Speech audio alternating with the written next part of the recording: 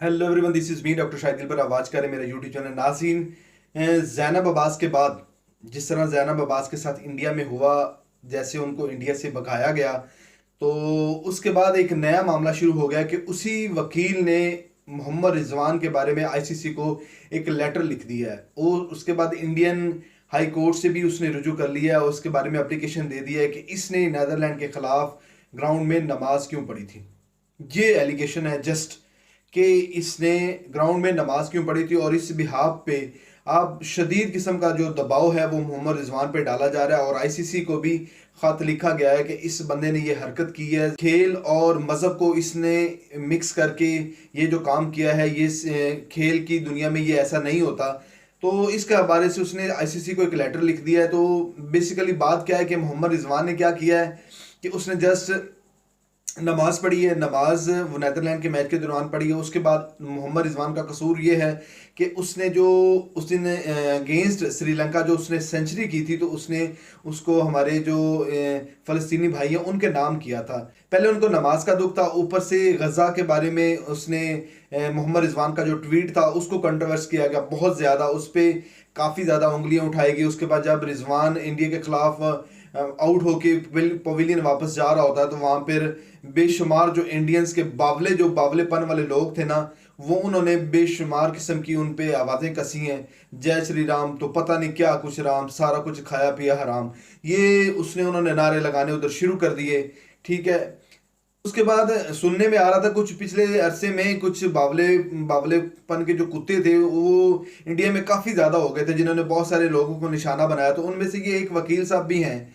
जो वकील साहब का काम कोई नहीं है, जस्ट वकील साहब ये चाहते हैं कि उनको सस्ती शोहरत मिल जाए। मेरे ख्याल में वकालत में उनके पास कोई क्लाइंट आ नहीं रही हो गए। उसने कहा चलो यार वो नहीं तो चलो यही सही, इसी बहाने से मेरी जो है एडवर्टाइजमेंट हो जाएगी।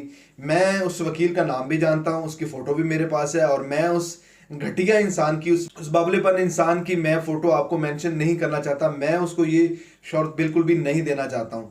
ठीक है। वो अब क्या चाहता है कि वो चाहता है कि रिजवान को भी मुल्क बदर किया जाए, इसको निकाला जाए। आईसीसी जो है वो अपना मौकफ जो है वो वादा तौर पर दे चुकी है कि जब महेंद्र सिंह धोनी आते हैं ग्राउंड में तो वो अपने ग्लव्स पे इंडियन आर्मी का लोगो यूज़ करते हैं। ठीक है। तो उस वक्त आप लोगों को ये चीज़ें याद नहीं आती। ठीक है। अगर मोहम्मद रिजवान ने मैच के दौरान वक्फा था उसमें अगर नमाज पढ़ी है तो इसने कोई गलत नहीं किया। ठीक है। या तो उसने मैच रुकवाया हो स्पेशली कि मेरा ये मैच रोका जाए, मैंने नमाज पढ़नी है, उसने अपने अजाफी टाइम में उसने अपनी नमाज अदा की है, इसका कोई इशू नहीं है। उसके बाद अगर वो जो फ़लस्तीन भाइयों के लिए ट्वीट किया गया था उसके बारे में अगर वो उनको ये बात अगर बुरी लगी है, तो उसमें उनको मैं ये भी बता दूं कि राशिद खान ने भी तो अपनी जो कल की जो स्टेटमेंट दी है, उसने कहा था भी मैं अपने इस जो मुझे मेरा तो मैच का अवार्ड दिया गया, या जो ये हमारी जीत है, सॉरी, तो इसको मैं अपने मुल्क के जो मेरी गरीब आवाम है वो जल्जले की वजह से काफ़ी ज़्यादा तबाही हुई, तो मैं उनको उनके नाम करता हूँ। तो इस पे तो किसी किस्म का कोई आईसीसी को किसी बंदे ने कोई लेटर नहीं लिखा, कोई इशू नहीं है। जस्ट ये है कि हमारे जो पीसीबी चेयरमैन साहब है जक्का अशरफ साहब भी उधर बैठे हैं। यकीन करो कि जिਵੇਂ ਚਾਬੀ ਵਾਲਾ ਬਾਂਦਰ नहीं होता वो इंदा हाल है कि यार तू उत्थे बैठ के कम से कम उस जिस जगह पे पाकिस्तान इंडिया का मैच हुआ है ना, उसमें सारा क्राउड ही इंडिया का है। इतना क्राउड था कि मैं आपको बता नहीं सकता हूँ। 1,25,000 से 30,000 बंदा उधर बैठा हुआ था। और हमारे प्लेयर्स कितने थे? 11 ग्राउंड में खेले थे, 10-11 जो हमारे मैनेजमेंट और ये हो जाएंगे बस। ठीक है। तो इस बंदे को चाहिए था कि खुद जाने से पहले उनको ये कहता कि हमारे जो ऑडियंस हैं, हमारे जो सपोर्टर्स हैं, उनको वीज़े क्यों नहीं जारी किए गए। आपका जाना इतना ज़रूरी नहीं था जितने जितना सपोर्टर्स का जाना ज़रूरी था। ठीक है। जितना हमारे पाकिस्तान के फैंस का जाना ज़रूरी था, वो इंपॉर्टेंट रोल अदा करते। आपने तो जाके उल्टा उन पे प्रेशर बढ़ा दिया है। तो ऐसी बात नहीं है। मोहम्मद रिजवान पे चाहे आप लाख कोशिशें कर लें, पूरा पाकिस्तान उसके साथ है। आपको जकाशर साहब आपको स्टेटमेंट देनी चाहिए थी। ठीक है। अगर कोई इस तरह का काम करता है तो हम क्या करेंगे, टूर्नामेंट छोड़ के हम घर चले जाएंगे, ऐसा कोई नहीं। या हम आईसीसी को कहेंगे कि जो आपने इस चीज़ को, हमारे जो मैचेस हैं इनको एक न्यूट्रल वेन्यू पे ले जाएं, हमें कोई इशू नहीं है। लेकिन क्या करें कि वो कहते हैं ना कि जो हमारे पीछे सर पे बैठे हुए लोग हैं ना, जो पाकिस्तान क्रिकेट बोर्ड को चला रहे हैं, वो इंतहाई बुज़दिल किस्म के लोग हैं। स्टेटमेंट उनको देना नहीं आती, ट्विटर उनको चलाना नहीं आता। और जो हमारे सिंध के गवर्नमेंट है ना जनाब, उनको इस जका अशरफ के अलावा पाकिस्तान में कोई ऐसा बंदा ही नहीं मिला यार।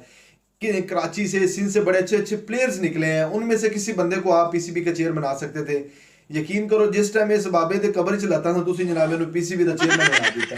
ठीक है, अब मोहम्मद रिजवान के बारे में वो वकील साहब फिर अदालत गए हैं, आईसीसी को लेटर लिखा है, मोहम्मद रिजवान साहब आपने बिल्कुल परेशान नहीं होना, जिस तरह से उसने अपने काम करना है, अपनी शोहरत सस्ती हासिल करनी है, उसे करने दें। ठीक है, आप अपने फोकस अपने मैच पे रखें, पूरी पाकिस्तान की आवाम आपके साथ है। ठीक है, और हमारी बेशुमार और ढेर सारी दुआएं आपके साथ हैं। इंशाल्लाह आप अच्छा करेंगे इंशाल्लाह, तो आपके साथ कोई भी बुरा नहीं कर सकता। जिस तरह की आपकी नेचर है, जिस तरह के आप पर्सन हो, यकीन करें एज ए पर्सन अगर आपको मैं बात बयान करूं तो यकीन करो आपका सानी नहीं है पाकिस्तान की टीम में आपके अलावा। ठीक है, एक बहुत अच्छे इंसान भी हैं। तो इसके बाद अगर इस बंदे ने अपना शौक पूरा करना है तो इसे करने दें, सस्ती शोहरत इसको नहीं मिलने वाली। रिजवान आप हीरो हैं पाकिस्तान टीम के, पाकिस्तान के पूरी दुनिया के हीरो हैं। जिस तरह आपकी फॉर्म लगी हुई है तो आपका ध्यान को थोड़ा बटाने के लिए कोशिश की जाती है, लेकिन आपने किसी भी किस्म की कोई परेशानी नहीं लेनी। दोस्तों ये थी मेरी वीडियो, उम्मीद करता हूँ वीडियो अच्छी लगेगी। वीडियो अच्छी लगी तो आप अपने दोस्तों को टैग कर सकते हैं, शेयर कर सकते हैं।